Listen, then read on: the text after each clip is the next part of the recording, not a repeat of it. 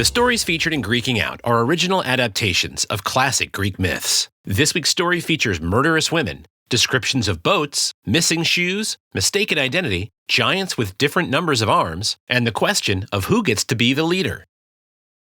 Welcome back to Greeking Out. We're in the middle of our series all about Jason and his adventures in retrieving the Golden Fleece.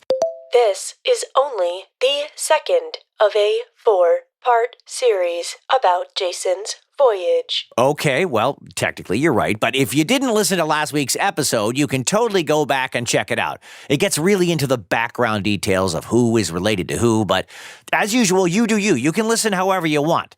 And it's also worth pointing out that the first chapter of our new book, Greeking Out, Heroes and Olympians, is also a retelling of Jason's epic voyage, although we had to leave a lot of stuff out, not enough pages.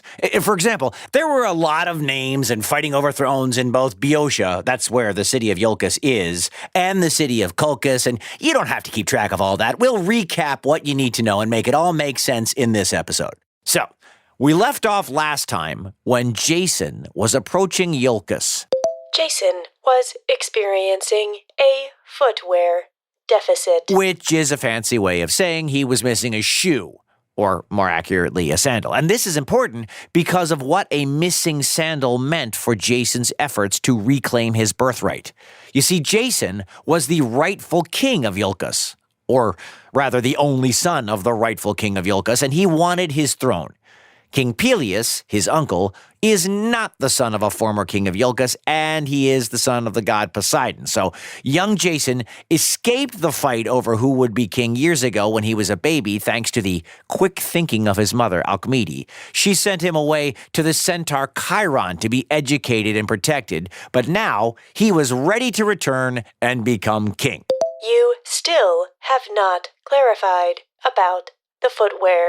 Right, I'm getting to that. So, an oracle provided King Peleus with a prophecy that told him to, quote, beware of the man with one sandal. So, when Jason arrived in Iolcus missing a shoe, Peleus was understandably concerned, but he had a plan. He knew better than to question the wisdom of an oracle. Smart man. You could learn a thing or two from him. Well, okay, fair point. So, when Jason arrived, Peleus pretended to be gracious and welcoming. And, as luck would have it, when Jason walked through the gates of Iolcus, he was walking into a party. They were having a citywide celebration in honor of the god Poseidon, who, as you know, is King Peleus' dad. And Peleus was seated on his throne, overseeing the festivities and enjoying a banquet when Jason strolled right up to him. I am Jason, son of Aeson, the young man said, and I think you're sitting in my seat.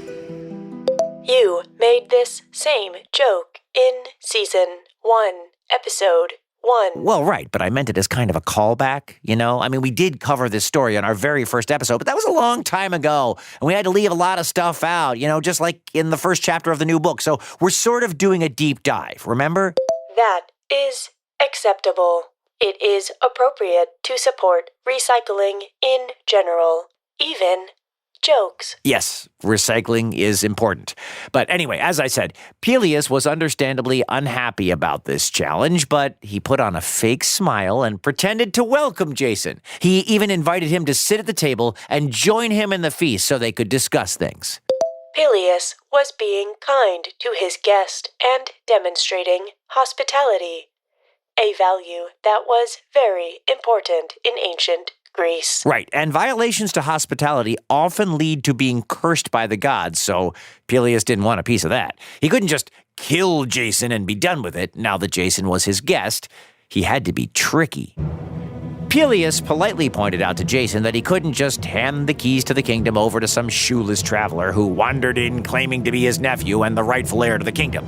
He insisted that Jason prove himself worthy of the throne.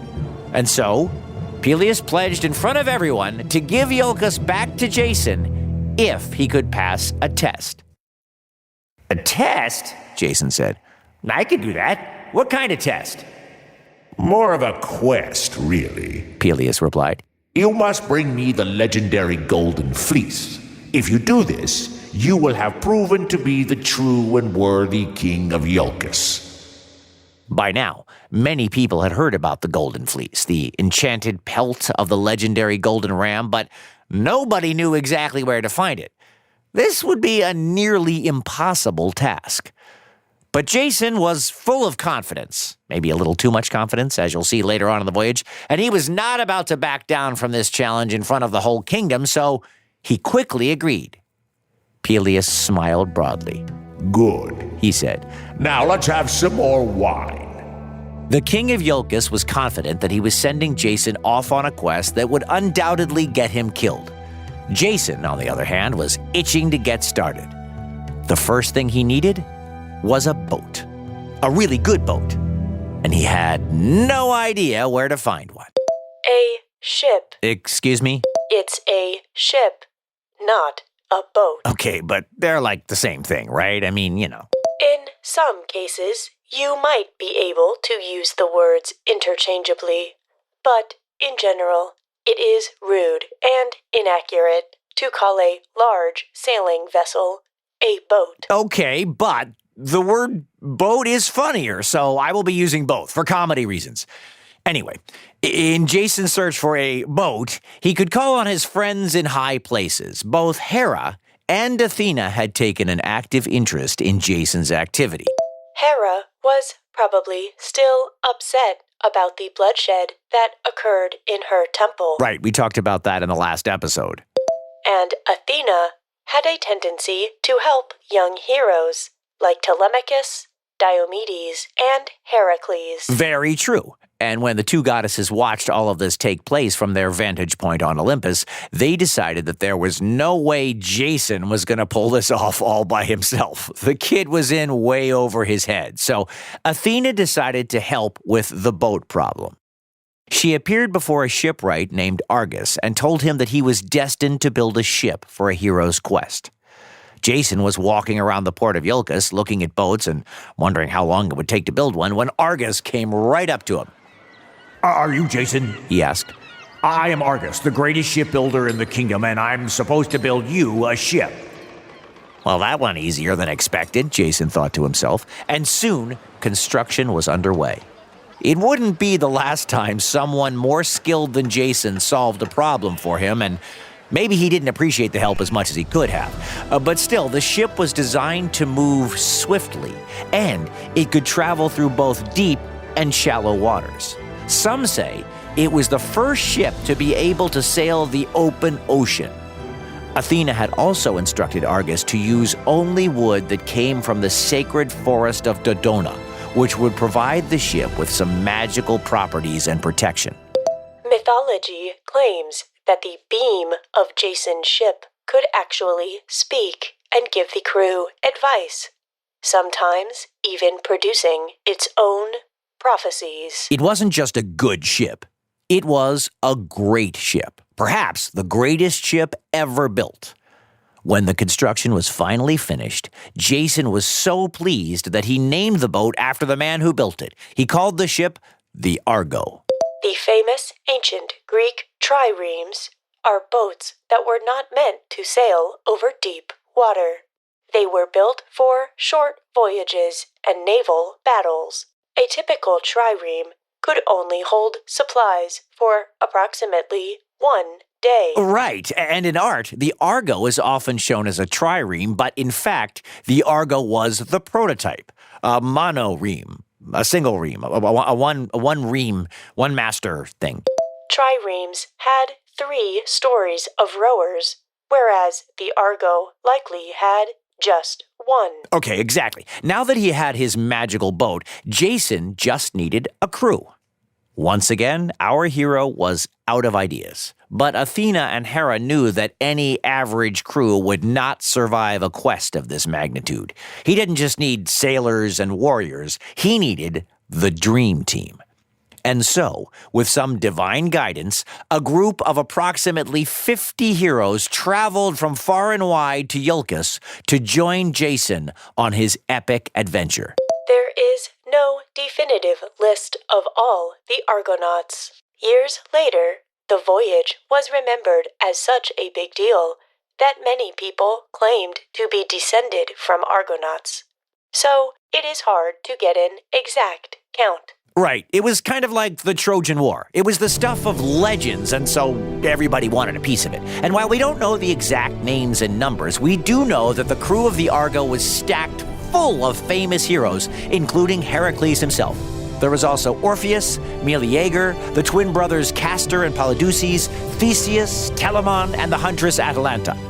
We have told stories of Heracles, Orpheus, Theseus, and Atalanta in previous episodes of this podcast. Yes, we have, but in this story, they're all in the same boat. I mean, literally together in the same boat. Now, in some versions of this myth, Jason readily allowed Atalanta on the Argo. In others, Jason turned her away, and she jumped on the ship just as it was leaving the harbor so they couldn't get rid of her. Either way, the story of the Argo necessarily includes Atalanta and her hunting prowess. And as it turns out, this wasn't the only pre-voyage dispute that Jason had to work his way through. When all of the warriors were gathered and preparing for the adventure, the crew members realized that they had yet to select a captain. I mean, who was the leader of this mission anyway? Logically, it should be Jason, as he is the one they are doing this quest for. Well, sure, but logic doesn't dictate who's in charge. And in general, I would argue that logic isn't always the best way to make decisions. That does not make sense. Well, what I mean is pure logic doesn't account for luck or people's beliefs and emotions, which can really change the course of things. And they all play a huge part in who is respected as a leader and who isn't. And if a leader isn't respected, they can't really be a good leader. It took the entire crew about 5 seconds to agree on Heracles as the leader. I mean, he was Heracles. His father was Zeus. The dude was a legend. Who wouldn't follow the mighty Heracles? Those are all emotional arguments for the leadership of Heracles. Exactly. And since neither Jason nor Heracles had any leadership experience at that point, I can't say that they were wrong. Heracles did have an impressive resume already at this point. Okay, who's up for a commercial break? Anybody? Okay. Yeah, me too. All right, we're going to take a short break. We'll be back on the other side with more Greeking Out. Okay, thanks for that. And now we're back with more Greeking Out. Heracles, however, declined the offer. He felt like, since this quest started with Jason, he should be the one to lead them through it. Everyone was shocked. Even Jason himself. Wait, me? Like, really me? You want me to be? This was not the reaction the crew was looking for. They wanted a leader who was confident and powerful and experienced at questing. I mean, who was this kid, Jason? Great, said Edis, a prince from Messenia. This guy's gonna get us killed. Look at him. He's in way over his head. He barely has facial hair. Facial hair is also an illogical way to decide who is in charge. More illogical than a hippo breath-holding competition. Remember that? Remember when the ancient Egyptians did that whole hippo breath-holding thing? People have been trying to figure out the best way to pick a leader for as long as there have been humans on the planet. And it's always been a challenge. Anyway, this started quite a bit of ruckus among the crew. They began bickering back and forth. Idmon, the soothsayer, came to Jason's defense immediately, and he and Edis almost came to blows. As the arguing increased, Jason just stood by, unsure of what to say or do. I mean, what did a guy like him know about conflict management among the most ambitious and accomplished warriors of the day? So it turned out to be Orpheus who calmed everyone down. He reminded each of them of their skills and how a team like this had never been assembled before. He got out his lyre and he sung their praises, literally, until things had settled down. The leadership question was decided for the moment, though uneasily, and the journey began the very next morning. The crew was at sea for several days before they spotted an island on the horizon. This turned out to be the island of Lemnos, and it had everything the crew could need: food, water, wine, well-tended villages, and beautiful women. The only thing they didn't have was men. The entire island was populated with only women. So a little backstory here. There were men on Lemnos at one point, but they weren't, good men. They had a habit of raiding nearby islands and stealing people, women especially, and not giving them back.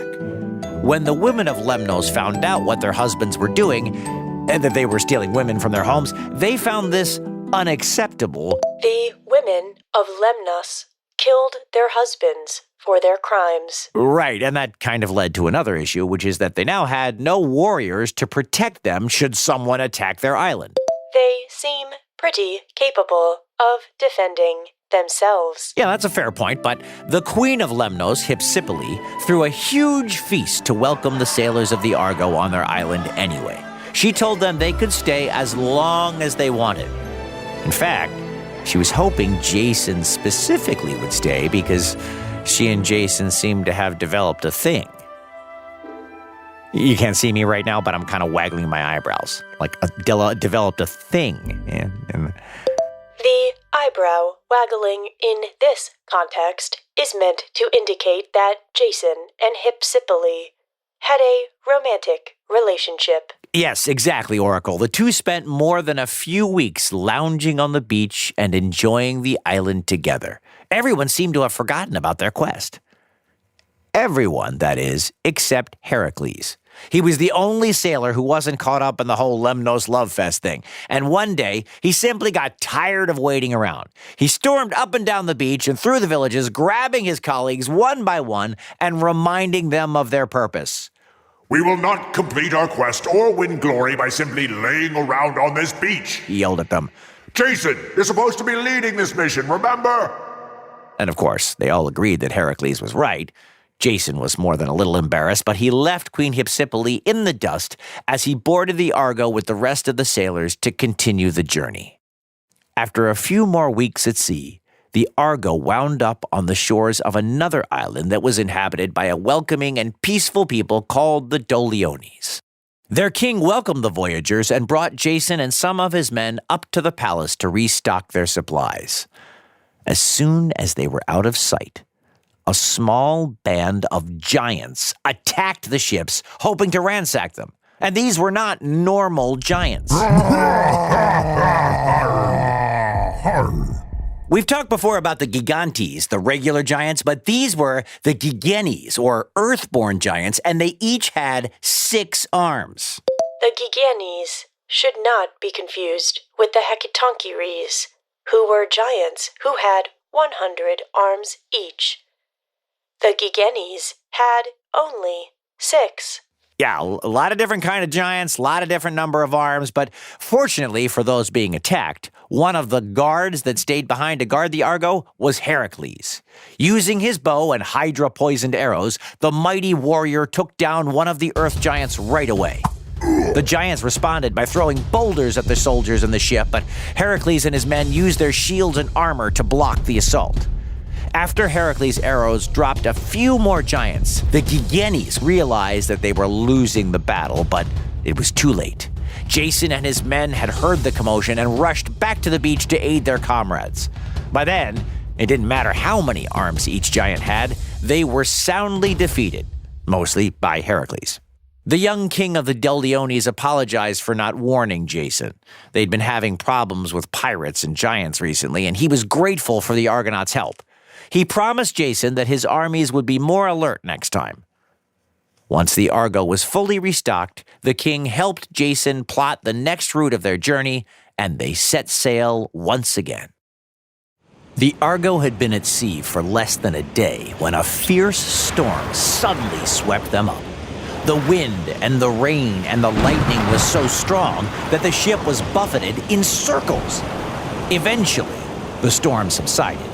The seas calmed, and the Argo was able to get a handle on the sails.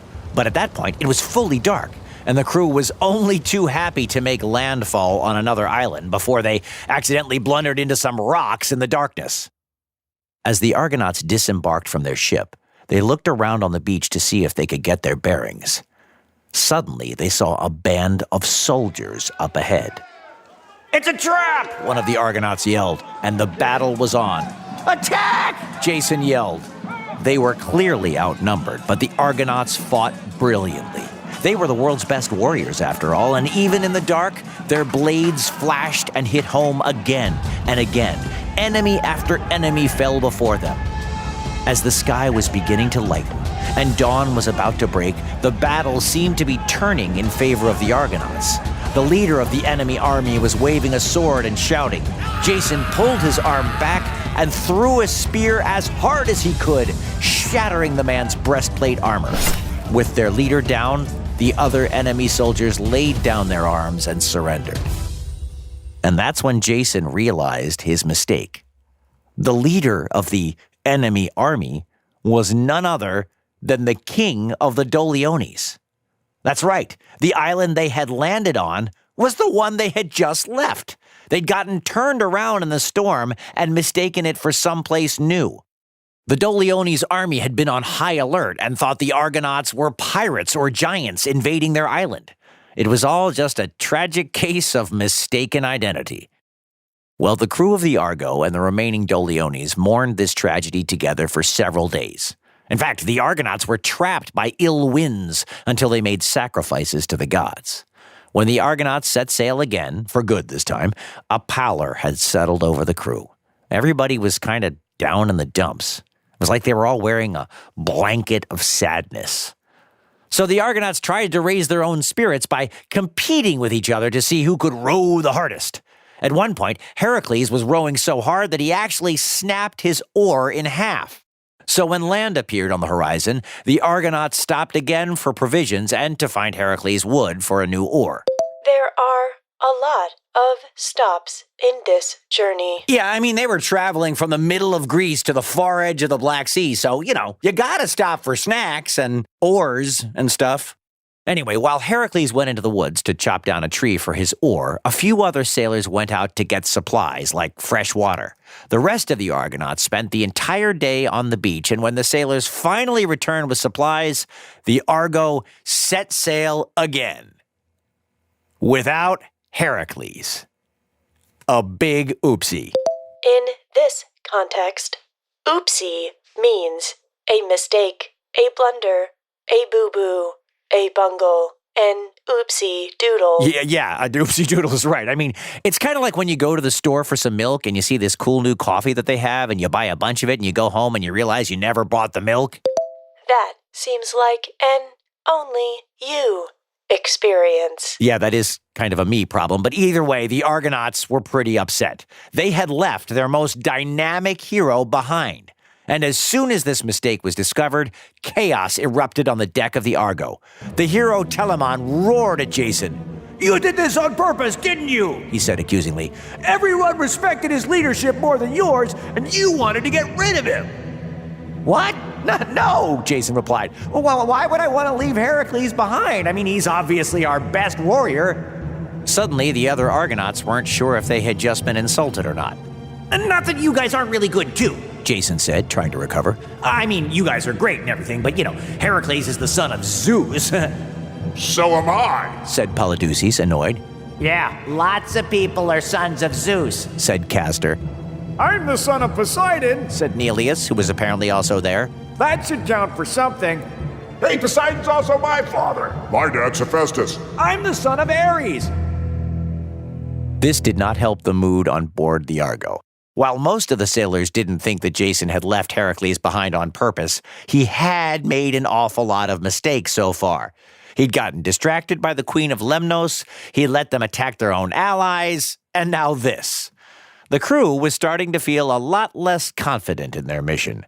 This was supposed to be the most epic quest in history, and they were supposed to be the dream team of adventurers. Why was everything going wrong?